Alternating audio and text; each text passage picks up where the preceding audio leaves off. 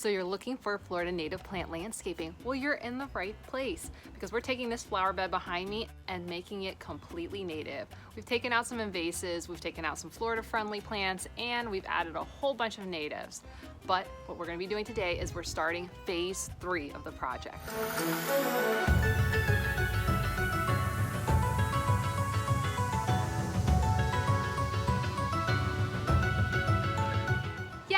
We are starting phase 3 and I am super excited about it. I mean, even though it's because of, remember we talked about the good, the bad, the ugly, and you know what? We here at Wild Floridian, right, we're gonna take a bad thing and we're gonna flip it around. We're gonna turn it into a good thing.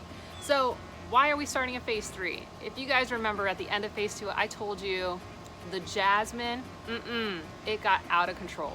So one of the issues with the way I was creating this garden and where that jasmine was located is it was located on a corner, and that corner, before we put in the arch trellis, we could maintain that jasmine. It was easy to access both sides of it, and we could keep it knocked down away from the gutters. Well, once that arch trellis got into place and summer came and the rains came, that jasmine, as it does every summer, started to take off. But because of the arch trellis and, you know, my little gardenia here and all the other plants we put in, all of a sudden now this plant is really hard to access, and it got up in the gutters. And for you guys who have gutters, right, what do we not want to have happen? You don't want plants growing in your gutters. That is not what they're there for. Unless you're doing a gutter project, you know, when they do those fun things like grow strawberries in them, but that's not what we're doing, right? So this isn't a native plant, so, right, it's not native. It doesn't have edible food on it for you and me. And other than being like, yeah, it's good for pollinators, I guess, but not really. I mean, really the biggest thing about that plant is it smells really, really, really nice. And it does well in Florida. But other than that, like, why am I keeping it? Why am I gonna go through all this hassle of trying to access this vine that's getting up into the gutters constantly if it's not native and it doesn't have edible? So I had to go. All exotic plants, be warned. All right, here is where phase 2 is. And you see, I was going to be nice to this Florida friendly plant. But here's the thing, if you're not providing food and you're not good for our wildlife, you're just neutral, and you're becoming this hot mess that's up in my gutters, you gotta go. But it's okay, I've got more native plants to go plant in place of it.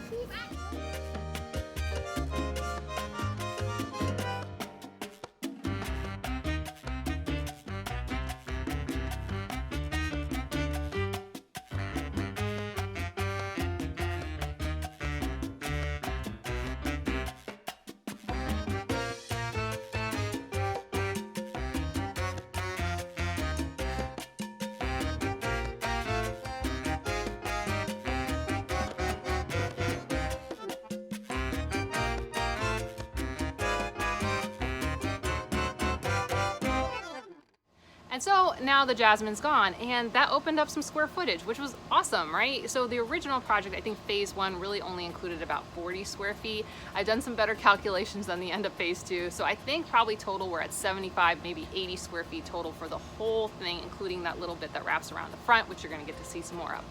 So because of that, right, well, here's the thing. With most landscaping designs, they rely a lot on repeating patterns, and that is because we humans, we like repeating patterns, so we pick it. Also, sometimes it's easier, right? From a landscaper perspective, it's not just that you can have repeating patterns, but it makes it easier to design at times. But the cool thing is when you do it yourself, you can put a lot in. And you can challenge yourself, you can challenge the space and bring in more diversity, because diversity is great.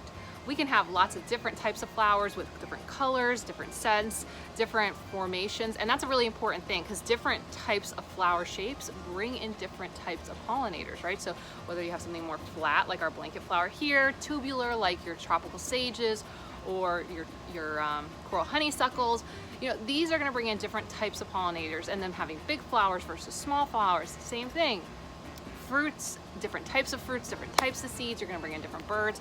So having that diversity it's more like what happens in nature. There is more diversity. They don't have 5 plants for acres and acres and acres. So replicating that in your own yard, good stuff. And also, You may be like me, and you see a new plant and you're just like, I gotta have it, I want it, where do I put it? And so being able to stick a lot of stuff in a small space means we get to enjoy many different types of plants, which makes it more fun, right?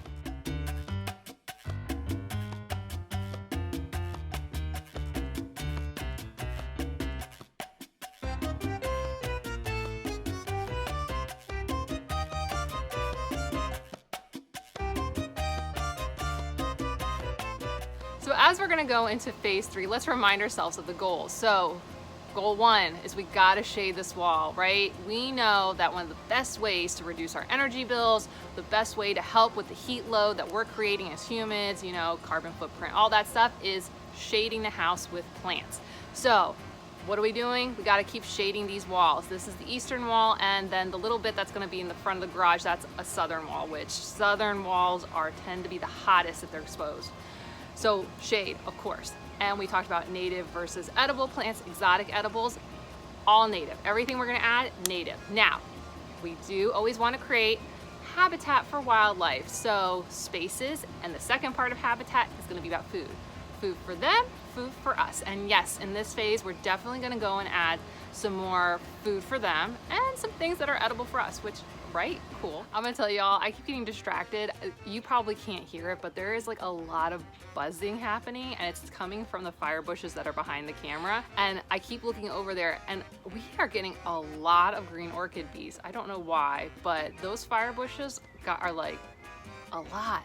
I don't think I've ever seen so many green orchid bees before. So cool fun fact. I keep hearing it sounds like there's a whole bunch of bees, and every time I look at the fire bushes there are so many bees, especially green orchid bees right now. It's really unique. So then our last goal was going to be the look. So if you remember phase 1, right, it was all little flowers, but really I think with phase 1, if we want to talk about the look, it was more about layers. How are we going to create layers in a small space, from the tall beauty berries to our low lantanas? And then phase 2, we added a lot of vines, but it was all about big flowers, big showy flowers that you're gonna be 10, 20 feet away and you're gonna be like, what's that flower? It looks good.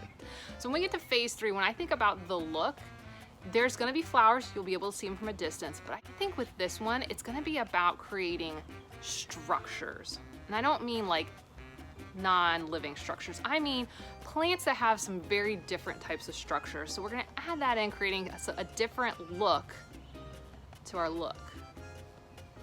So when I'm thinking about phase 3 and how are we going to take our goals and continue to evolve with them, right? Because we had to get rid of that jasmine. The actual trellis structure we didn't know until we really started pulling out the jasmine. So if I would have gone and like drilled into the wall, yeah, that wouldn't have been a good thing. So I'm glad we got it out, but we need to maintain our goals, right? So shade, we're definitely gonna do shade. So even though I wanna create some things with textures and some different shapes, I still need height, because height's where I'm gonna go and start actually shading the wall.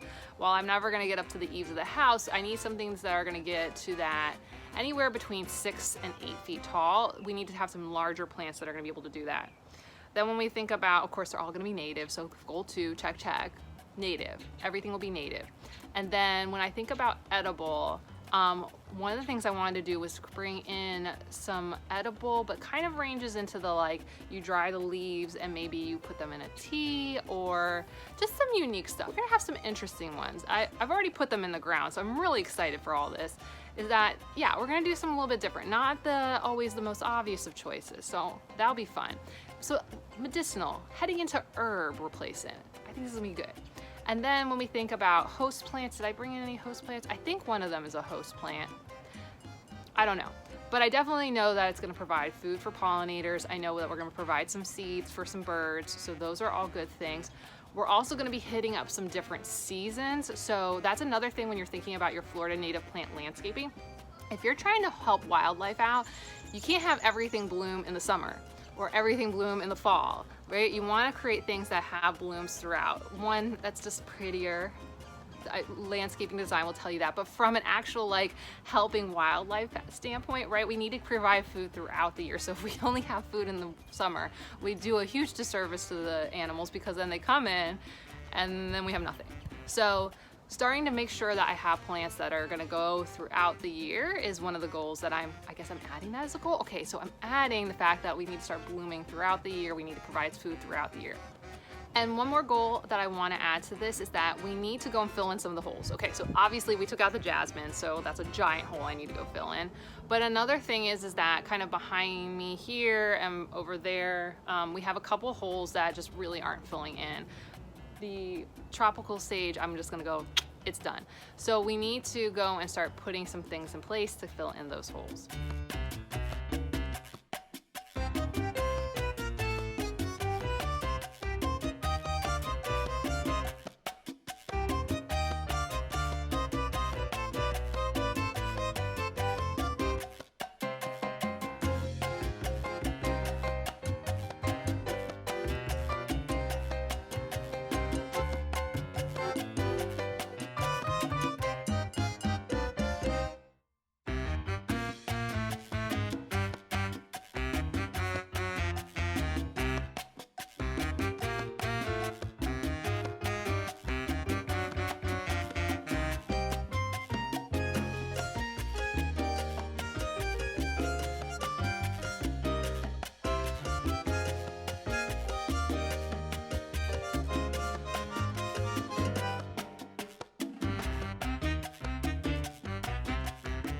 And what's so exciting about phase 3 with all of this, by the time we get done with this area is going to be able to have 17 native plants.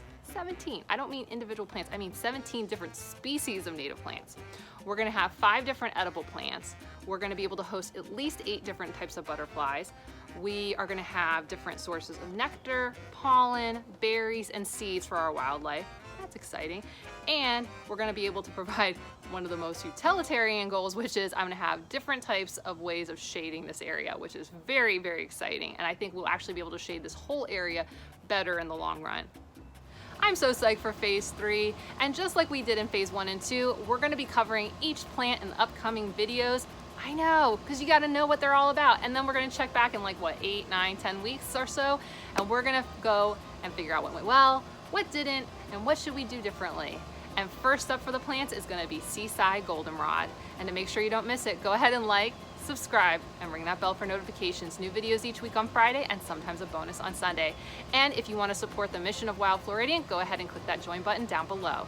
Okay, I'll see you soon. Bye.